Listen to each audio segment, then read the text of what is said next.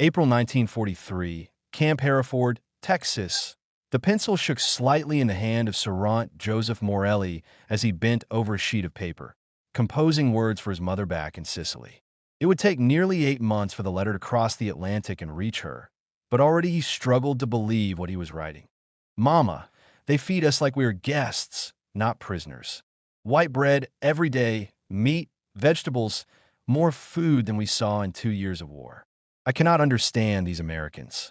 Through the small barracks window, Morelli gazed out across the flat Texas plains. He saw electric lights burning well past dusk, farm tractors humming through fields, and American guards casually sharing cigarettes with Italian prisoners. Every scene contradicted the promises Mussolini's propaganda had poured into Italian ears for years. The Duce had promised that Italy was building a mighty new Roman Empire destined to dominate the Mediterranean.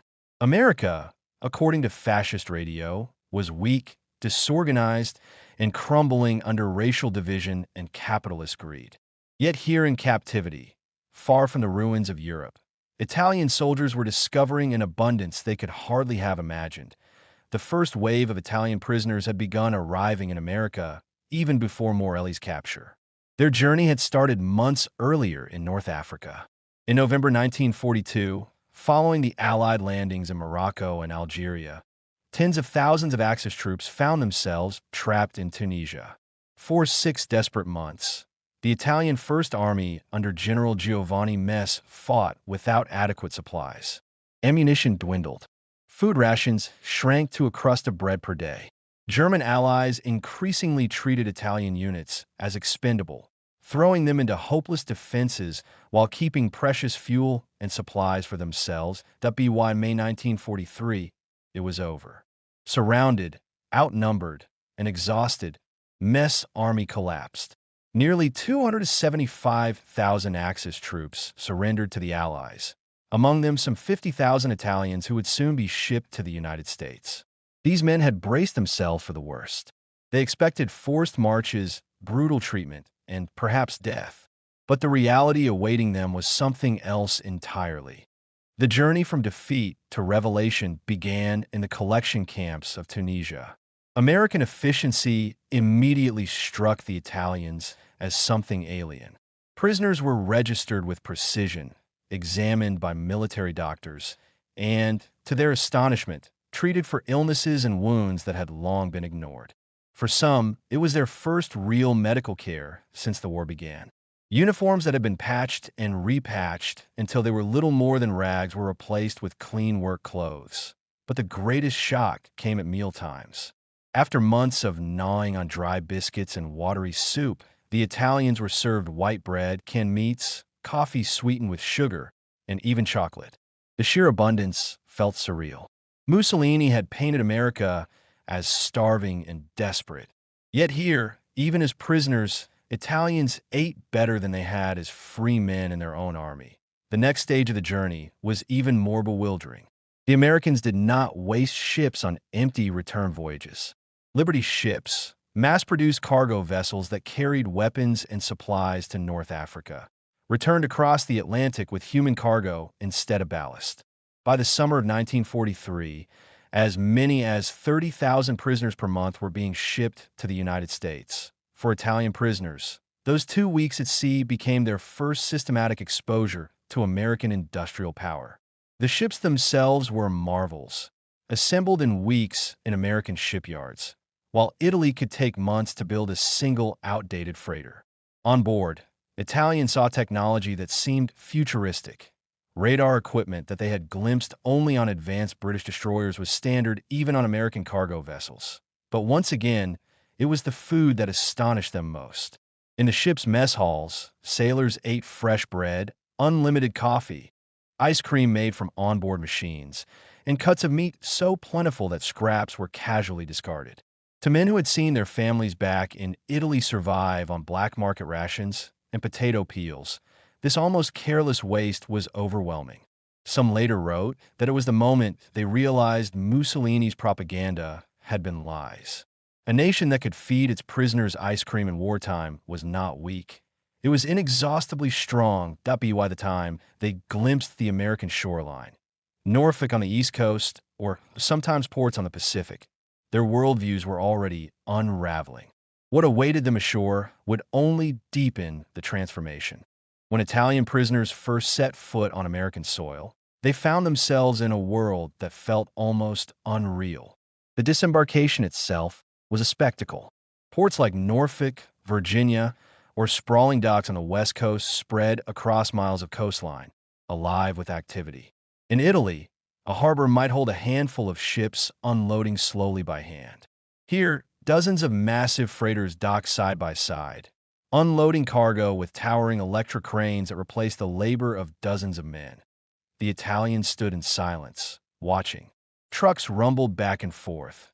Automobiles filled the workers' parking lots, and warehouses glowed with electric lights that seemed to burn day and night.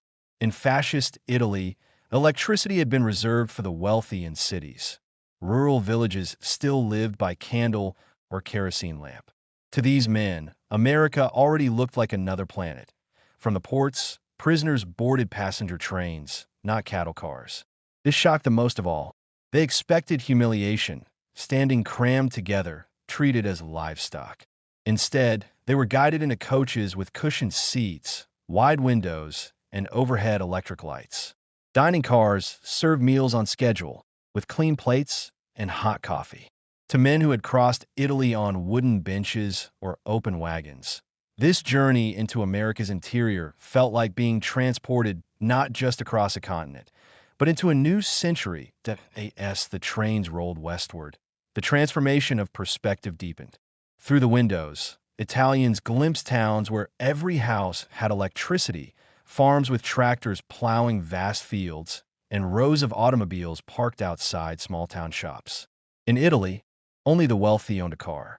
Here, it seemed every farmer and factory worker did. Factories flashed by, giant brick and steel structures running 3 shifts with chimneys that poured smoke into the sky. Even in rural areas, power lines crisscrossed fields. Italians whispered among themselves, "If the workers here live better than our generals, how can fascist propaganda be true?" Eventually, many were brought to Camp Hereford in Texas, one of the largest camps built specifically for Italians. While German prisoners were sent to other facilities such as Camp Hereford became a center of Italian captivity. At its peak, it held 3,860 prisoners, including 2,580 Italians, making it one of the most significant Italian prisoner sites in the United States. The camp itself contradicted everything they had known in the Italian military. For separate compounds were enclosed by barbed wire and patrolled by armed guards. But inside the fences, the barracks were astonishingly modern. They had electric lights, hot showers, flush toilets, heating systems, and clean bunks. Hospitals inside the camps contained X-ray machines and surgical tools that many Italians had never even seen in their own country, not even in civilian hospitals before the war. The food overwhelmed them most. 3 meals a day with meat, vegetables, bread, milk, and even dessert. For holidays, the kitchen staff prepared feasts, turkey at Thanksgiving, ham at Christmas, exceeding anything the men had experienced even before the war. Kitchen workers later confessed that they threw away more food in a day than an average Italian family had eaten in a week. It was in these early months of captivity that Italians began calling their new life quasi-paradiso, almost paradise. Not because they forgot they were prisoners, but because compared to the starvation, fear, and humiliation of war, the camps felt like a sanctuary. Still, there were tensions. Guards remained watchful, and escape was punished. German prisoners, housed in separate facilities, often clung to Nazi ideology and sneered at Italians for accepting American kindness. But among Italians themselves, the mood was shifting. Every letter home carried the same theme. America was not what Mussolini had promised. The defining change came on September 8, 1943, when Italy signed an armistice with the Allies. Overnight, the status of these prisoners shifted. No longer enemies of America, they were technically co-belligerents, captives of war, yes, but also potential allies. For the Italians at Camp Hereford and dozens of other camps scattered across 18 states, This marked the beginning of a transformation that would reshape their entire captivity. On September 8, 1943, news spread like wildfire through the camps. Italy had surrendered. The fascist government of Marshal Pietro Badoglio had signed an armistice with the Allies. 1 month later, Italy went even further, declaring war on Germany. For the Italian prisoners scattered across America, this changed everything, and no longer were they simply defeated enemies held behind barbed wire. They were now potential allies, men whose loyalty could be redirected against their former German partners. American commanders quickly saw the opportunity. In early 1944, the U.S. Army Service Forces offered the prisoners a choice: remain as ordinary prisoners of war or volunteer for Italian service units, ISUs, groups of Italians who would support the Allied war effort in non-combat roles. The response was overwhelming. Of the 51,000 Italians held in the United States at the time, more than 45,000 volunteered. Signing the pledge meant renouncing fascism, swearing to aid the Allies, and wearing a modified uniform, standard U.S. Army fatigues with a small patch on the left sleeve that read simply Italy. On their caps, too, the word was stitched, marking them as something between soldiers and prisoners. They were still officially POWs, but their treatment changed dramatically. Each man received a monthly stipend of $24, about 1/3 in cash, the rest in camp-issued scrip that could be spent at the post exchange for toiletries, stationery, or even musical instruments. More importantly, they were allowed to leave the camps for supervised work, moving into towns and fields across America. The impact was immediate. America in 1944 faced severe labor shortages. Millions of young men were overseas, and farms, shipyards, and factories desperately needed hands. Italian service units filled the gap. They harvested crops, repaired military equipment, loaded supply ships, and maintained depots. Their contribution was staggering. Historians estimate that ISUs provided over 90 million man-days of labor between 1943 and 1945, saving the U.S. government more than $230 million. But beyond numbers, it was the social integration that stunned both sides. Italians who had marched into captivity as enemies now found themselves working shoulder to shoulder with American civilians. In California, where agriculture was vital and the war with Japan still raged in the Pacific, Italian labor was particularly welcomed. The state's large Italian-American population, farmers, fishermen, and winemakers whose families had arrived since the gold rush, embraced the POWs with open arms. Stories of transformation abound. On Angel Island, Italian prisoners used their own money to rent a dance hall in San Francisco. Every Saturday, they hosted dances. American women came, always chaperoned, but eager to meet the charming Italian soldiers with their songs, accents, and European manners. These evenings became some of the most famous cultural exchanges of the war. Elsewhere, churches organized dinners, communities invited Italians into their homes, and friendships blossomed. In Utah, local congregations held chaperone dances every weekend specifically for POWs. Italian-American families often adopted prisoners as godsons, bringing them into their homes for Sunday dinners or helping them write letters home. Romance inevitably followed. Officially, U.S. military regulations forbade marriages between POWs and American women. But love is hard to police. Priests quietly performed weddings, couples exchanged vows in secret, and when repatriation finally came, many American women followed their Italian sweethearts back across the Atlantic, marrying them in Italy before later returning to the United States as wives of legal immigrants. For the Italians, the kindness they received was overwhelming. They were allowed to attend Catholic Mass in Italian, to celebrate holidays with feasts, and even to form their own orchestras and theater groups. Christmas of 1943 left many in tears. Local communities sent gifts, cigarettes, chocolate, toiletries, luxuries even for Americans in wartime. Churches organized midnight mass with carols sung in Italian. The holiday meal was a banquet of turkey, ham, vegetables, pies, and cakes. For men who had expected starvation and misery in captivity, This generosity destroyed whatever remained of fascist propaganda in their minds, to be why the end of 1944, the Italians had not only accepted captivity, but had transformed it into opportunity.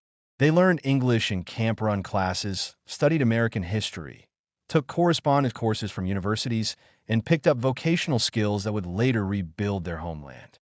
Many began to write home, urging their families to resist German occupation and wait for liberation. In essence, the surrender of Italy had turned a prison system into a vast school of democracy.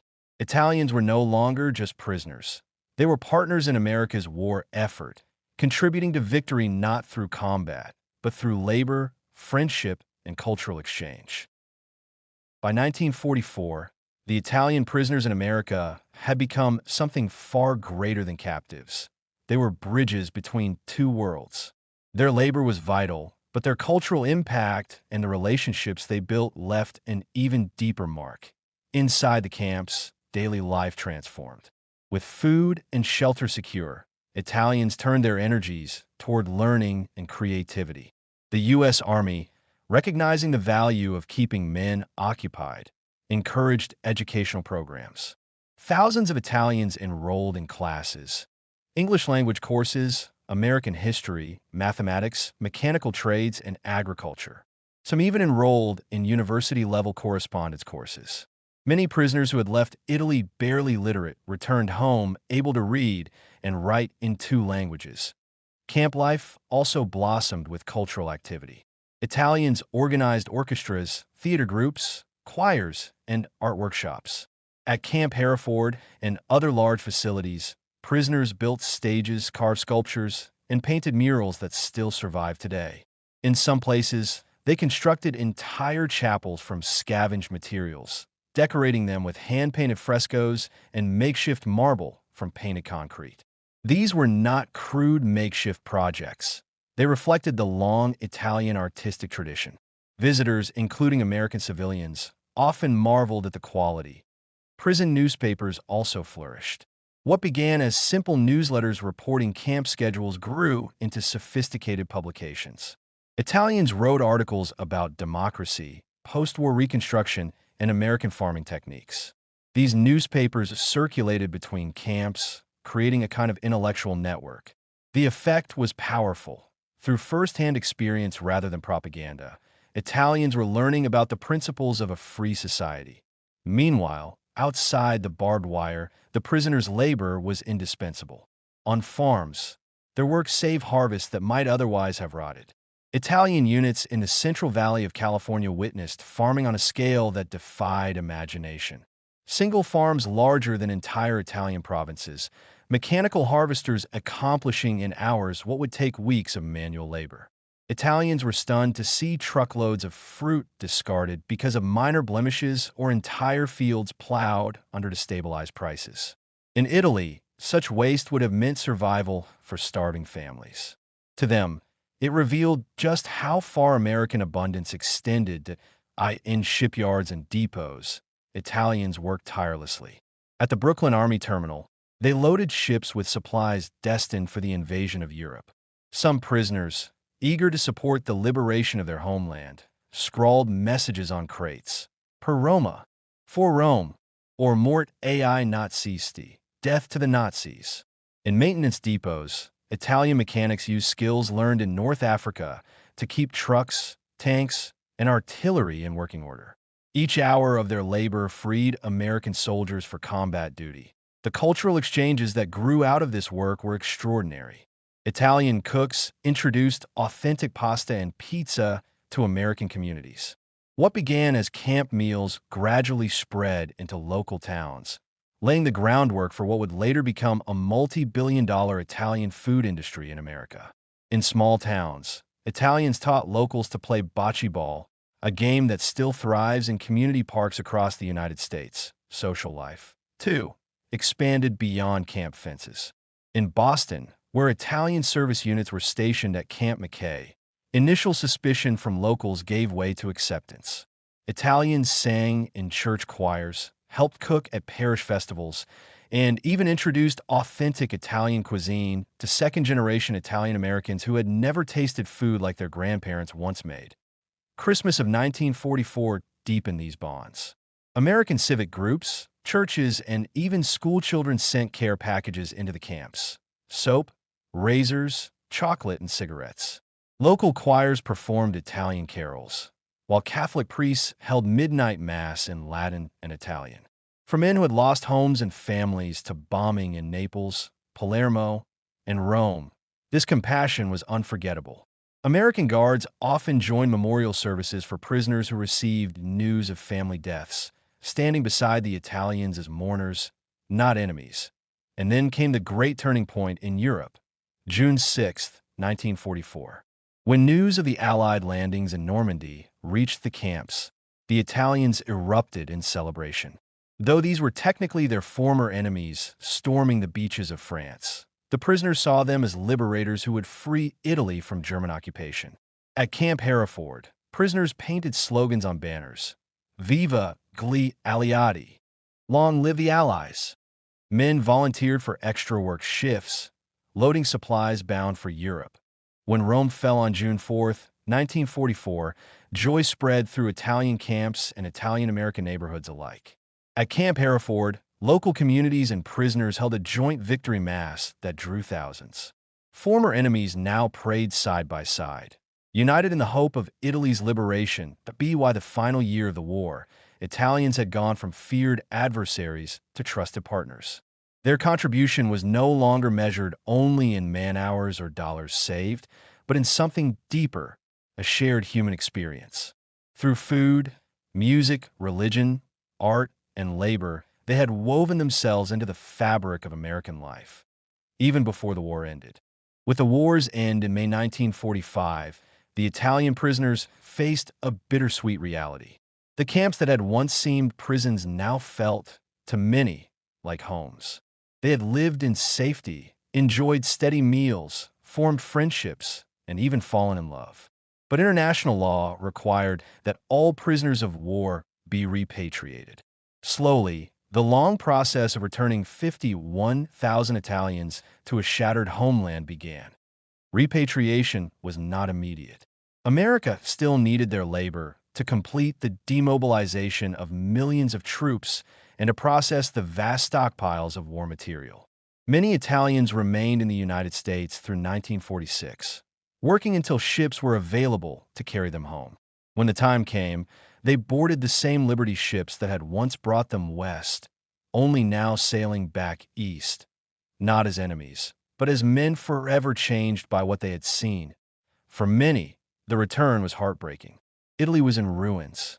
Cities like Naples, Genoa, and Florence had been bombed, industries destroyed, and villages starved. Families had endured German occupation, partisan warfare, and civil strife. Compared to the abundance of America, post-war Italy seemed desolate. Some prisoners wept openly, not from joy at returning, but from despair at what awaited them. Yet the experience of captivity had planted new seeds. These men brought back not just skills in mechanics, agriculture, and trade, but also a first-hand knowledge of democracy and freedom. In American camps, they had learned about open debate, free press, and fair treatment under law. They carried these lessons into Italian society.